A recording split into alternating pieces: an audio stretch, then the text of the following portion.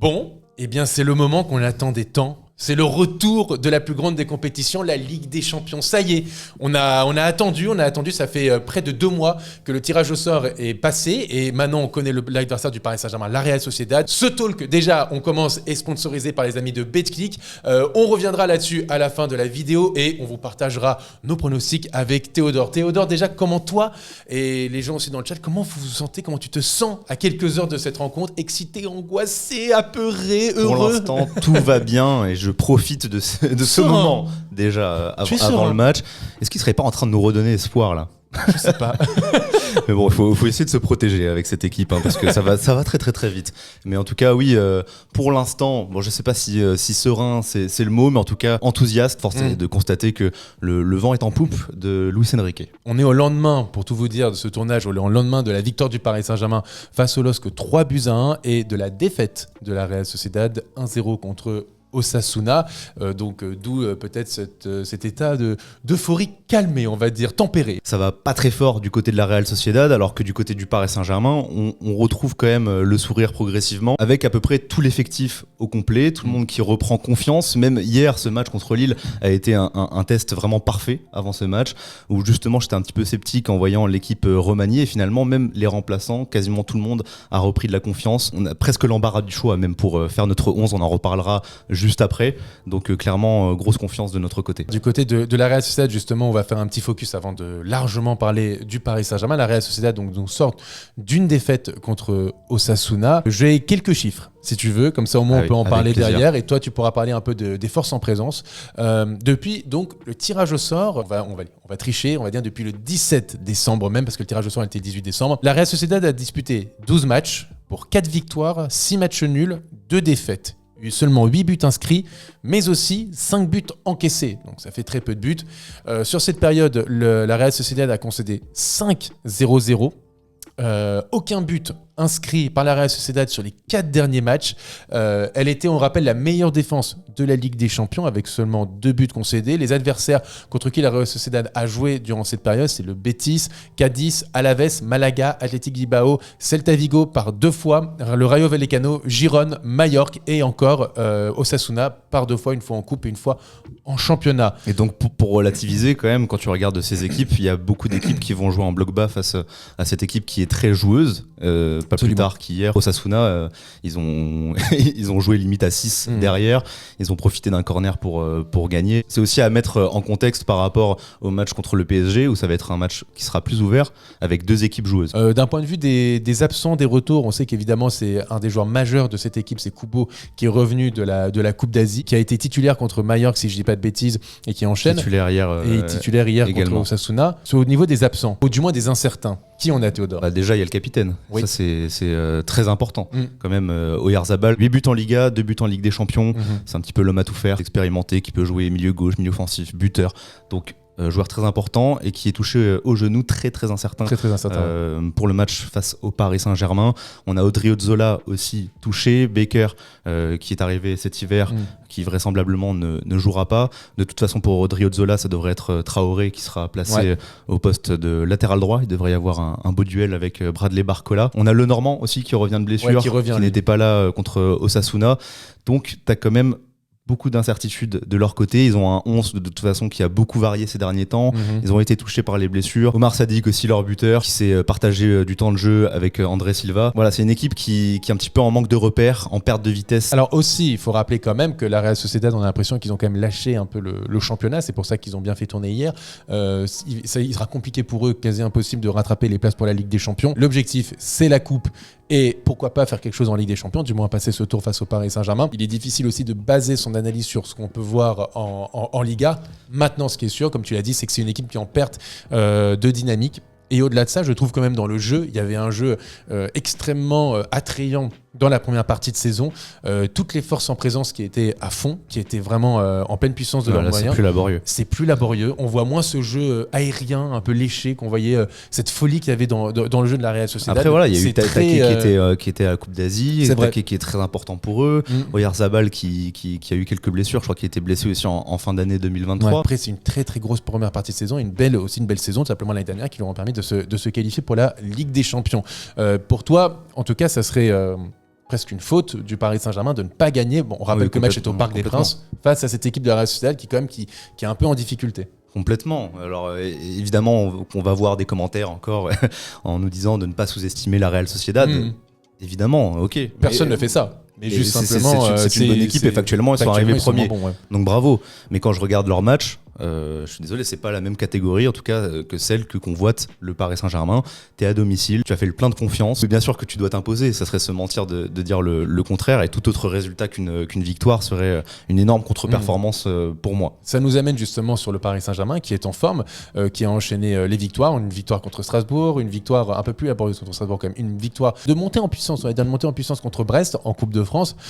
Et puis là, la victoire contre Lille, 4e de Ligue 1 quand même, victoire 3-1, une victoire maîtrisée, une victoire où on a l'impression d'avoir revu le jeu de Luis Enrique, le jeu enthousiasmant, plein de pressing, plein de rythme de Luis Enrique. On retrouve aussi certains joueurs, on voit du Gonzalo Ramos qui a marqué 3 buts sur les 5 derniers matchs il me semble, Kolo Muani qui marque il optimise son temps de jeu, clairement. Gonzalo Ramos. Randal Kolo Muani qui marque 4 buts sur ces 5 derniers matchs qu'il a pu disputer, Bradley Barcola qui est décisif dans chacun de ces matchs de Ligue 1 qu'il a pu participer sur l'année 2024, Ousmane Dembélé qui est meilleur passeur de la Ligue 1, bon, et sans compter Kylian Mbappé qui enchaîne les buts. Donc pour le coup on a l'impression qu'il y a une montée en puissance dans cette équipe du Paris Saint-Germain, que peut-être qu'elle est armée par rapport aux dernières années peut-être, et se prépare physiquement à être au top, arriver au printemps, et ce qui est peut-être une bonne nouvelle. C'est ça, c'est au-delà de la victoire contre Lille, qui est quand même un bon client. Mais 4e de la Ligue 1, et qui sortait de un très beau jeu. En Ligue 1, ils étaient vraiment intéressants, ils étaient sur une belle série, donc c'est pas à minorer du tout ce qu'a fait Paris Saint-Germain. Au-delà de la victoire, c'est la manière, avec des joueurs qui vont se battre pour jouer et qui, lorsqu'ils vont entrer, vont tout donner. C'est hyper important. Grosse confiance à ce niveau-là. Maintenant, si on veut être tatillon, j'ai quand même quelques incertitudes, notamment au niveau de la défense. Oui. On sait que le match va être très ouvert, que la Real Sociedad, même si ils sont en perte de vitesse, on l'a dit aussi, ils marquent un peu moins, mais ils ont joué face à des blocs bas, et qu'il ne faut pas sous-estimer notamment leur côté gauche. Moi j'aime bien le Rafi Galan qui a été prêté par l'Atlético, à surveiller. Notamment sur ses centres. On sait que c'est un gros point faible du Paris Saint-Germain, encore récemment contre Brest, contre Orléans, contre Strasbourg, en Ligue des Champions, contre Milan, contre Newcastle. Voilà, ça fait beaucoup, non ? Ça fait beaucoup d'exemples malheureusement, et c'est une de leurs grosses forces, les centres de Ravi Galan, que ce soit pour Sadik qui fait 1m92 ou pour Take Kubo, plus dans les jambes parce que c'est plus petit gabarit mais très, très habile. Tu veux dire que face à des grands gabarits, le Paris Saint-Germain a du mal en jeu aérien. Je tombe des nues. Olivier Giroud, il n'y aura pas Skriniar et sa détente limitée. Oui, enfin on n'a pas besoin de ça non plus, mais voilà, il va falloir compter sur un Danilo impérial dans les airs, et malheureusement ça fait un petit peu peur de prononcer ces mots, mais j'ai pas une grande confiance en notre capitaine. Notre cher capitaine, non, pas vraiment. Voilà. Ça fait quelques années qu'il nous déçoit quand même dans les gros matchs. J'espère me tromper. Il a le talent pour, de toute façon, mais ça fait partie de mes incertitudes. Non, mais je suis assez d'accord avec toi. Il y a plusieurs incertitudes. Déjà, bien sûr qu'il y a une montée en puissance dans le jeu, il y a une montée en puissance offensive, ça personne ne peut le nier. En revanche, il y a des interrogations. Tu en as parlé en défense. Si on doit faire le 11, je pense que Donnarumma dans les buts, sans surprise. La défense, on peut imaginer Hakimi à droite, Danilo Pereira, Marquinhos et Lucas Hernandez à gauche. On est d'accord ? Ouais. Moi, j'aurais un petit mot quand même pour Mukele, que t'as bien aimé, que j'ai beaucoup aimé contre Lille. Et tu le mettrais sur le côté gauche ? Compliqué. Franchement, c'est compliqué parce qu'il est en manque de temps de jeu, qu'il n'a pas une grande confiance de la part du coach. Et puis il joue à gauche. Mais même à gauche, je l'ai trouvé bon hier. Au milieu de terrain, moi je pense que c'est là le gros débat. Bon, l'attaque, on est d'accord, Dembélé, voilà, Mbappé pas de suspense. Et Barcola, c'est le milieu de terrain. Même si Kolo Muani et Ramos reprennent de la confiance aussi. C'est bien, ils reprendront de la confiance sur le banc de touche. Voilà, pour de bonnes entrées. Exactement. Voilà. L'interrogation, je pense que c'est le milieu de terrain. Pourquoi ? Parce qu'il y a, pour le coup, 3 joueurs, donc le Paris Saint-Germain joue en 4-3-3, 3-4-3, 3-5-2, bref, on ne sait pas trop comment sont positionner. C'est ça, ce que j'allais te dire. Au début, je voulais en parler comme un point presque négatif, de se dire qu'on arrive en février, on retrouve la Ligue des Champions et qu'on ne sait toujours pas quel est notre schéma préférentiel. Mais finalement, si les joueurs sont en forme, c'est ça. Est-ce que ça ne serait pas plutôt un point positif, le fait que cette équipe soit illisible, que même nous qui les observons match après match, et même eux-mêmes, je pense que personne n'est capable de donner un schéma figé, presque tant mieux. Maintenant, il va falloir faire des choix et les bons. C'est clair. T'as donc Warren Zaïre-Emery, titulaire indiscutable, on est Ça, c'est d'accord. sûr. Ça, C'est peut-être le seul qui est indiscutable. Derrière, on met pas vraiment Fabian Ruiz dedans. Fabian Ruiz, je le vois pas vraiment titulaire. Mais moi, je pense qu'il est dans la balance. Hein. Ok. Il enchaîne. Je pense que alors on va mettre dans la balance, il a même plus de temps de jeu que Ugarte dernièrement. Alors justement, t'as donc Fabian Ruiz, Ugarte, Vitinha Et Asensio. La petite surprise, merci. Tu as 4 joueurs pour 2 postes. Qui Luis Enrique va mettre tout simplement, et je pose aussi la question. Tu sais que vraiment pendant tout le match hier, j'essayais d'anticiper ce moment du talk qu'on allait vivre ensemble et j'ai changé de décision pendant le match, pendant la nuit, ce matin. Ma décision n'est toujours pas figée. Moi non plus. Donc non, je voulais que tu commences. Non, moi non plus, mais je vais demander à limite déjà aux gens dans un premier temps de s'abonner parce que c'est important quand même. On arrive bientôt aux 80 000 abonnés, donc ça serait ouf qu'on arrive d'ici la fin du mois de février tout simplement. Et puis ça nous donne de la force. C'est un petit clic, voilà, et ça change tout. Un petit clic pour vous. Qui change une vie pour nous. Mais c'est aussi vous demander quel milieu de terrain vous mettrez face à la Real Sociedad. Moi, personnellement, je ne sais pas. En fait, il y a plusieurs options selon ce que tu veux faire. J'ai une petite idée quand même. T'as Ugarte, si tu veux peut-être essayer de gêner les relances adverses, avoir un jeu un petit peu plus musclé. En fait, ce qui me fait peur avec Ugarte, c'est qu'il a été bon quand on est à 100% dans le jeu de Luis Enrique où tout le monde fait les efforts. Là, quand il n'y a pas Mbappé, tu veux dire ? Par exemple. Là, t'as Kylian Mbappé qui est de retour. Je crains qu'Ugarte soit de nouveau un peu perdu au milieu de terrain et qu'il ait du mal lorsqu'il y a ce déséquilibre qui se crée. On l'a vu à de nombreuses reprises en Ligue des Champions dans les gros matchs à intensité. Donc, pour moi, je mets un peu Ugarte out. Ah, direct. J'ai un doute. Tu veux mettre Vitinha sur le banc, je le sais.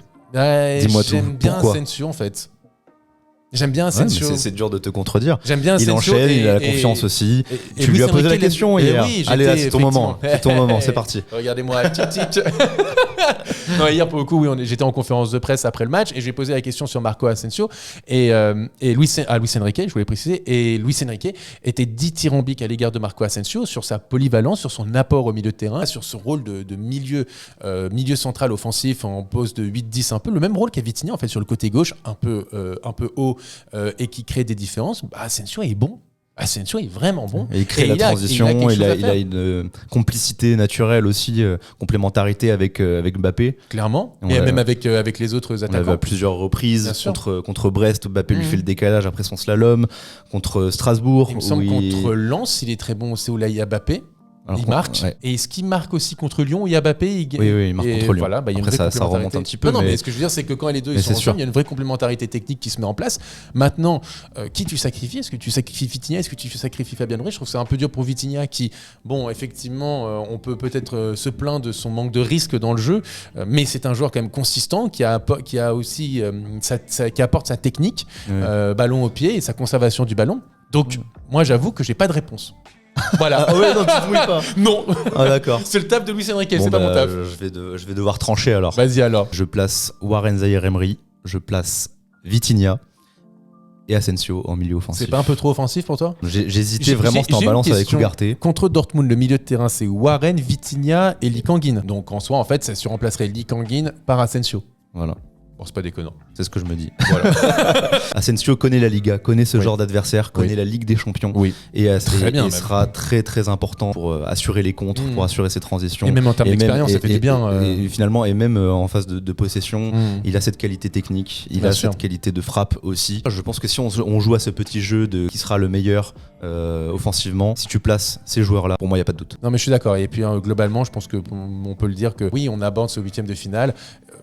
Pas sans excès de confiance, sans tout ça, mais en tout cas, on peut être optimiste sur cette équipe du Paris Saint-Germain qui commence à vraiment montrer... C'est de confiance ou pas, je sais pas. Dans ce rapport de force, j'ai plus peur en fait d'une bavure du Paris Saint-Germain que d'une claque de la Real Sociedad. Ce qui arrive souvent. Voilà. Mais dans l'ordre des choses, avec un Luis Enrique qui connaît bien ce genre d'événements, avec la dynamique actuelle du Paris Saint-Germain, j'ose espérer qu'on va s'imposer et je mise donc là-dessus. Et qui dit mise, dit Paris. Exactement. T'as vu cette transition à l'Asensio que je t'envoie ? Absolument incroyable. Cette partie prono, elle est comme toujours sponsorisée par les amis de BetClick. On rappelle notre partenaire à l'année qu'on remercie. Donc on a un code CanalSup, tout en majuscule avec un seul P et tout attaché, qui vous permet d'avoir jusqu'à 100 € de free bet remboursés en cas de premier pari perdu deux choses, deux disclaimers qui sont très importants. Le premier, si vous avez moins de 18 ans, vous voyez le bandeau là, petit vous le voyez. il est là.